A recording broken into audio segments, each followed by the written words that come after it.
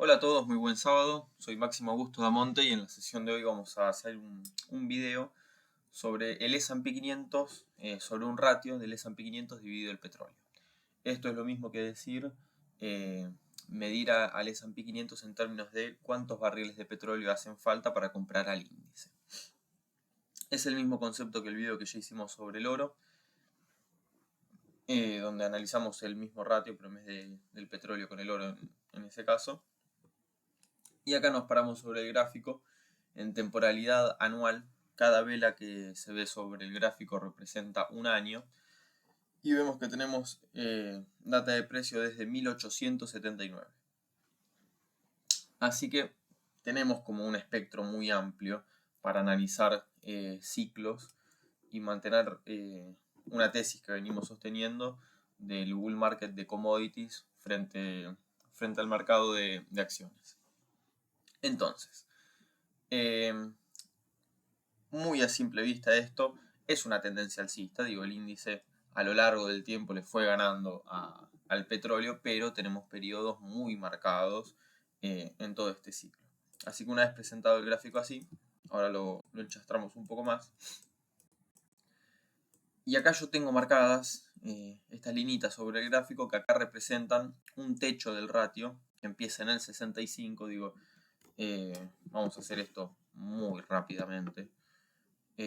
Nosotros vemos que en el 65 acá tuvimos frenado al mercado, a partir del 2000 tuvimos la gran corrección de onda 4, digo, para que lo tengan presente al activo. Entonces, acá tenemos un techo en el ratio, en el orden de los 30 barriles por un S&P 500 sería, y tenemos todo este periodo lateral donde realmente no fue muy redituable tener el índice frente al commodity, y acá en el 74 tenemos esta gran caída, este desplome, y vemos lo mismo que veíamos en el gráfico del oro. El mínimo real del mercado en términos de commodities, en este caso de petróleo, en el caso del oro con el oro, y si lo medimos contra el trigo, la soja, el maíz y el azúcar, probablemente nos dé lo mismo. El mínimo lo tuvimos en el 82 o en el 80. Pero recién por el 82 empezó a repuntar el mercado. Es más, nosotros lo vemos acá. Tenemos nominalmente, esto en el video del S&P 500 también está hablado. Tenemos el mínimo nominal en el 74, pero el mercado hasta el 80, 82, 83 no repunta al alza. Y eso es lo que se expresa en este ratio. Después tenemos todo un gran ciclo alcista del S&P 500 en todo este punto de acá. Y marcamos un techo en el 2000. No hace falta que les recuerde lo que pasó en Estados Unidos con la crisis de la .com. Y un poco más de lo mismo. Gran fortalecimiento del petróleo respecto del S&P 500 hasta acá el 2008 que tenemos un mínimo. Veamos acá que desde el 2003 al 2007 no representó beneficio alguno el S&P 500 en términos relativos, y que nuevamente tuvimos la gran aceleración, o sea, la ruptura de esta tendencia bajista recién en el 2014. Entonces, estas son cosas que yo quiero que se tengan en cuenta y que se las considere, insisto, con lo mismo que vengo diciendo en los videos sobre commodities. No es que el S&P 500 mañana va a caer un 50%. El punto es, en términos relativos, la fortaleza no está en el S&P 500. Nos podemos poner a hablar de acciones particulares y me pueden decir, compré CAR y subió 70.000% en un día. Bueno, bárbaro. Pero yo creo que la gente no pone más del 3%, 5% de su cartera en activos de ese estilo. Esto es algo un poquito más grande. Entonces, vamos a bajar ya un corto plazo, ¿no? Un gráfico de velas de 3 meses. Y acá tenemos, si bien el mínimo del gráfico lo tenemos en 1921, en este punto, yo arranco el conteo desde el 80, que en definitiva es lo mismo, porque acá puedo decir que esto es un A, B, C, y seguimos teniendo la onda acá. La onda A acá. Esto no importa. Tenemos, bueno, todo este primer movimiento al alza, toda esta onda A que ya la comentábamos, la onda B, desde el 98 al 2008. Acá, bueno, con el 2008 por supuesto como el quiebre de la tendencia bajista. Acá que no está confirmado, pero digo, ya esta vela te ha dado bastante información. toda esta lateralización y todo este movimiento hasta, bueno, que el petróleo pasó a cotizar negativo, por eso el mechazo violentísimo al alza en este punto. Tenemos 5 ondas completas. Bien, entonces, nosotros, bajamos ahora mensual, nosotros cumplimos todo un ciclo al alza del S&P 500 frente a commodities, 5 ondas muy claras. Digo, el Evo también ayuda en este punto. Más allá de esta volatilidad extrema, acá se cumplen 5 ondas, tenemos cierre mensual en este punto, que eso es algo que vamos a tener en cuenta. Posteriormente toda una caída, que esto también se lo ven todo lo que es commodity frente al S&P 500. Nada, se fortalecieron un montón a partir de pandemia respecto al índice y después se intentaron recuperar. E insisto con lo mismo, como en el video que hicimos sobre el oro, nosotros tenemos al índice que sube, se fortalece frente a los commodities, pero no marca un máximo respecto a este punto. En este caso, el del 2020, el del oro no llega a marcar máximo respecto al del 98, siquiera. Acá, si lo ponemos en línea, llegamos. O sea, estamos haciendo un triple techo, si lo quieren ver en ese sentido, con estos 3 máximos acá. No es lo que digo, o sea, yo lo cuento en términos de Elliott, no de chartismo. Pero es un nivel histórico de techo este. Entonces, teniendo eso en cuenta, nos atenemos al conteo, que es la parte que nosotros mejor sabemos hacer, y tenemos todo este primer movimiento a la baja, onda A, acá un movimiento que sube en 3, ahora lo vemos en detalle, onda B, y ahora tuvimos esta aceleración a la baja rompiendo la línea de tendencia alcista de corto plazo, de este fractal de acá. Entonces nosotros podemos pensar que si ahora necesitamos 70 barriles para comprar un S&P 500, quizás en un par de meses, pocos años, necesitamos nada más 25 barriles, 20 barriles. Lo ponemos en estos términos, para que quede claro, para que se entienda.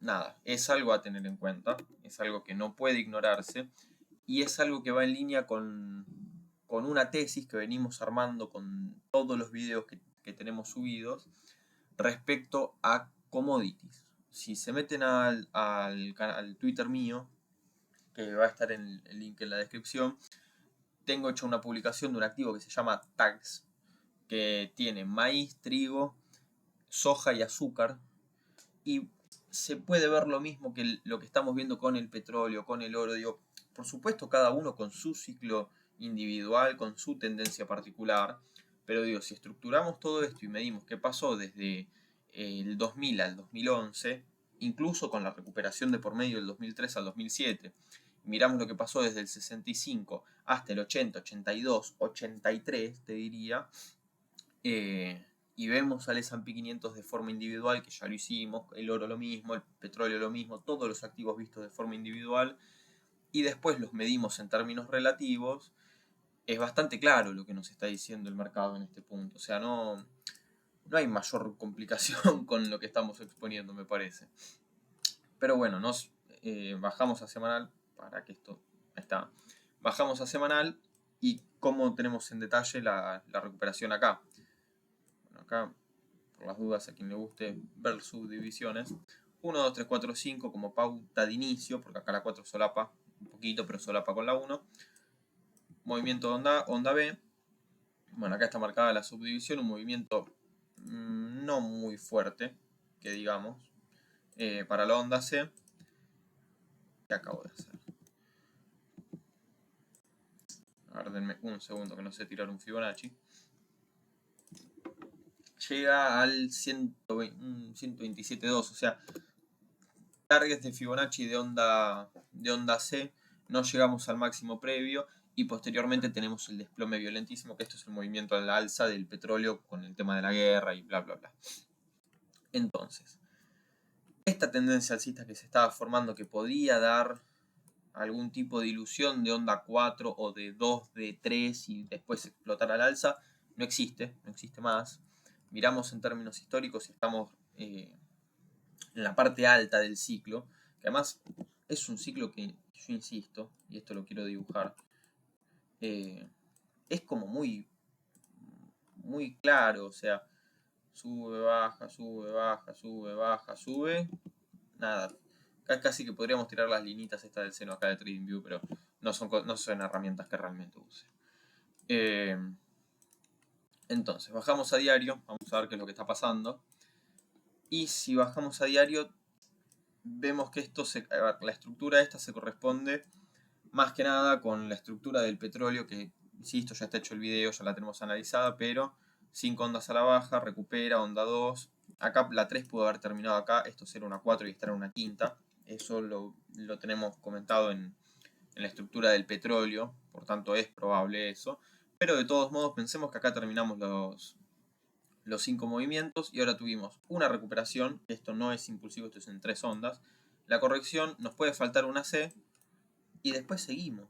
¿Por qué? Porque acá, como mínimo, tenemos una onda A o una onda 1. Y si esto es una onda 1 y nosotros volvemos a una temporalidad mayor, ¿qué tenemos? 1, 2, ¿y dónde vamos a parar con una 3? ¿Qué objetivos nos quedan si tiramos un Fibonacci en este punto? Ponele que llega acá, o sea, el 0,7. Ya pinchamos el mínimo de la onda con una 3, ponele que hace esto, y después nos faltaría una 4 y una quinta. Estas son cosas que no las quiero proyectar porque nos va a dar target de catástrofe mundial y no hay que ser tampoco sensacionalista, pero insisto, miren la estructura. Con razón no me parecía. Miren la estructura, miren los objetivos, vean el conteo, vean a los activos particulares que ya los tenemos analizados y coméntenme ustedes qué piensan, qué piensan, cómo lo ven esto, cómo se interpreta. Para mí bastante claro. Para mí está muy alineado el pensar un ciclo de commodities. Insisto, si alguien me puede hacer un comentario y decirme si esto les parece coherente o no, o les interesa o no, yo puedo traer un video hablando sobre soja, trigo, maíz, azúcar y demás de otros activos que tengo bajo análisis. Y todos responden a la misma línea. Y en Twitter ya tengo un par de actualizaciones que de vez en cuando subo gráficos. Por tanto, consideren esto, ténganlo presente. Y poco más que decir. La tesis sigue firme, sigue vigente. Y los activos siempre se analizan de forma individual, más allá de los ratios que podamos ver. Pero bueno, los ratios nos ayudan a ordenar un poquito más las ideas y a pulir un poquito más en detalle el tema de rotaciones entre commodities y renta variable con acciones. Espero haber sido claro, espero que les haya gustado el video y nos vemos en la próxima. Adiós.